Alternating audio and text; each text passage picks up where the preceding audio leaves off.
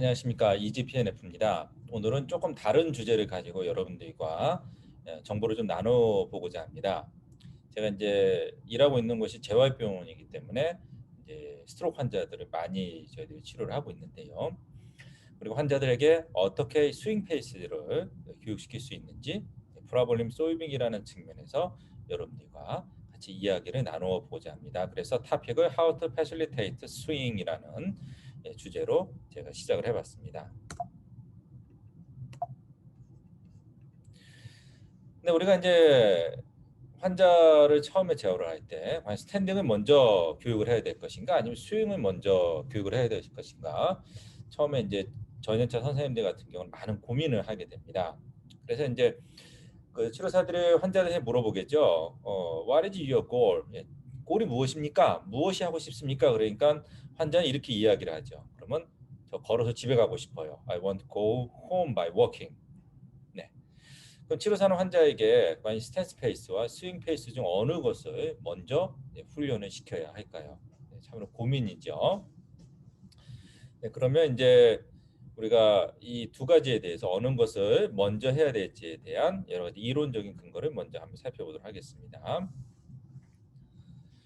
네, 여기 이제 스트로크 리해빌리테이션이라는 책을 보시게 되면요. 어떠한 부분들을 알려주고 있냐면 여기 바이오메카니컬 디스크립션이라는 측면과 관련돼서 이러한 부분을 알려주고 있습니다.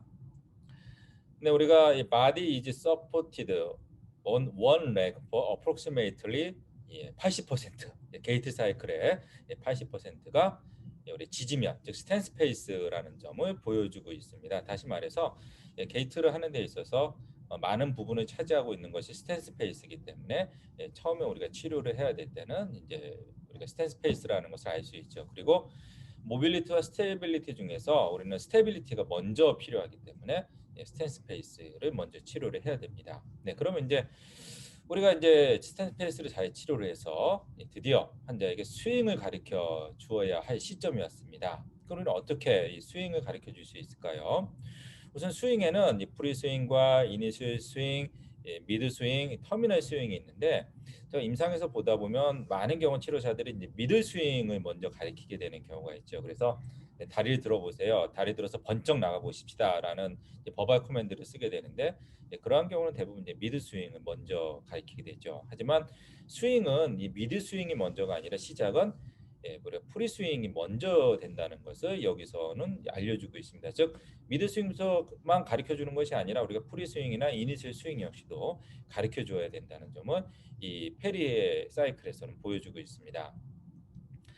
네, 그래서 이제 또 이 스트로크 리해빌리테이션이라는 책의 근거를 알려주게 되는데요. 여기 이제 이 A2라는 곳이 우리가 앵클에서 가장 많은 힘을 생성하는 단계를 보여주고 있습니다. 그럼 과연 이 단계가 무엇인지 그 책에서는 이렇게 알려주고 있습니다. The actual energy to swing, 그러니까 스윙을 만들어내는 실제 에너지는 through come from pendulum action, 즉 이 펜듈럼 작용을 통해서 스윙을 만들어내는 에너지를 만들어낸다라고 알려주고 있습니다. 그럼 과연 이 펜듈럼 액션은 무엇일까요? 네, 페리의 책에서는 이렇게 알려주고 있습니다. 히 스트라이커, 앵클 스트라이커, 포워풀 스트라이커라는 세 단계가 우리가 이 다리에서 나타나는 이 펜듈럼 무브먼트라는 거죠. 특히 이 포워풀 락커 같은 경우에는 뭐 터미널 스탠스와 우리가 이제 프리 스윙에 나타나는 동작과 서로 중첩을 하고 있는데요. 바로 이러한 단계를 거치면서 스윙을 할 수 있는 에너지를 만들어낸다라고 알려주고 있습니다. 다시 말해서 우리 인위적으로 다리를 드세요라고 할 때 나타나는 그러한 에너지를 가지고 스윙이 일어나는 것이 아니라 선행적으로 펜듈럼 무브먼트가 나타나야지만 스윙이 나타난다는 것이죠. 그러면 우리는 어떻게 환자에게 이러한 이 스윙을 위한 펜듈럼 무브먼트를 가르쳐 줄 수 있을까요? 참으로 어려울 수 있습니다. 그런데 반대편 다리를 생각해 보시면 됩니다. 여기 보시면 이 프리스윙에서 나타나는 반대편 다리를 보시게 되면 이니셜 컨택, 로딩 리스폰스의 단계가 이루어질 때 이러한 모멘텀에 의해서 스윙이 나타난다는 것을 알려주고 있습니다. 즉 손상받지 않은 다리에 스윙을 통해서 이니셜 컨택, 로딩 리스폰스 동작을 만들어내게 되면 환자들에게 효과적으로 우리는 스윙을 가르쳐 줄 수 있다는 것을 이 페리의 게이트를 통해서 우리는 볼 수 있습니다. 그럼 치료에서 어떻게 적용할 수 있는지를 보여드리도록 하겠습니다.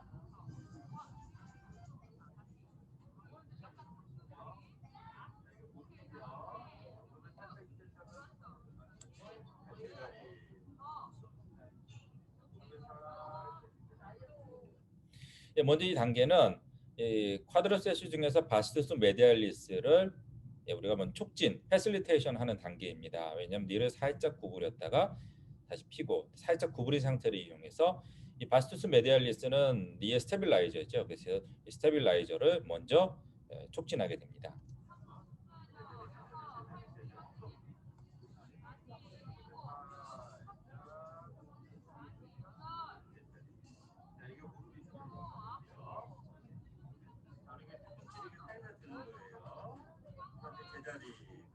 환자에게 지금 이제 우리가 치료하기 전에 하나씩 하나씩 자극을 주는 과정입니다.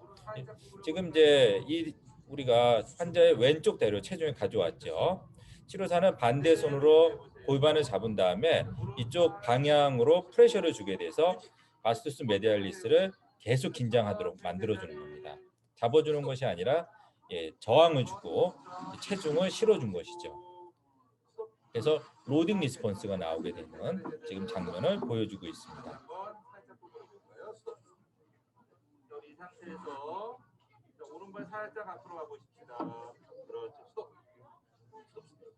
다시 제자리. 그렇지. 살짝 다시 앞으로. 그렇죠. 스톱. 다시 살짝 뒤로. 자, 우리 여기 무릎 살짝 다시 구부린 상태에서 자, 다리 앞으로. 스톱. 여기 보시면 지금 치료사가 이 프리스윙을 지금 촉진하고 있는 것이 보일 겁니다. 그래서 환자가 움직일 때 이제 펜듈럼 무브먼트를 치료사는 촉진할 수 있습니다. 천천히 뒤로. 환자분이 지나가고 있죠. 실제 저희 치료실에서 제가 치료하고 있는 장면을 찍은 겁니다. 그렇죠. 스톱.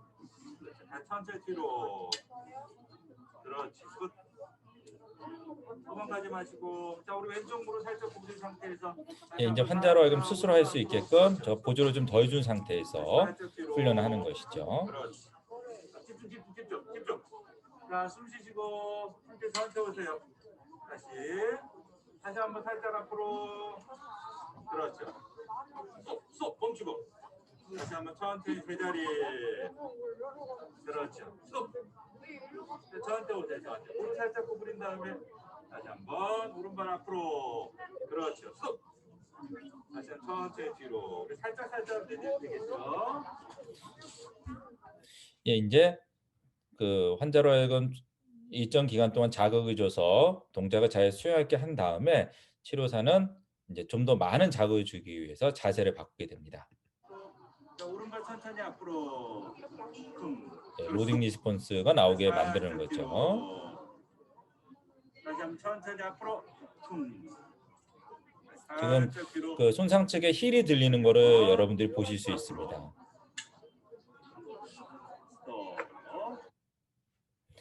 네, 그렇게 해서 이러한 방법을 통해서 환자들에게 촉진할 수 있죠. 물론 이제 이 동영상에 보시면 잘 못하는데요라고 말씀할 수 있는데 환자분이신 거죠. 잘하면 환자가 아니겠죠. 물론 이러한 데모 동영상을 할 때 치료사를 가지고 치료사 분들의 도움을 통해서 데모를 보여드릴 수 있지만 환자분들에게 보여드리는 이유는 이렇게 적용할 수 있다라는 것을 보여드릴 수 있기 때문에 그렇습니다. 저희 병원 이제 치료사분들은 저희 환자분을 아시기 때문에 이분이 불과 한 달 전만 해도 여러 가지 걷는데 어려움을 가지셨던 분인데 이런 훈련을 통해서 지금 굉장히 잘 걷고 있는 상태가 되셨거든요. 그래서 한 달 동안의 변화가 좀 많이 일어난 환자분이기 때문에 이 동영상을 보여드린 것인데요. 환자분들에게 이러한 접근 방법을 통해서 우리는 스윙을 교육할 수 있을 것입니다. 감사합니다.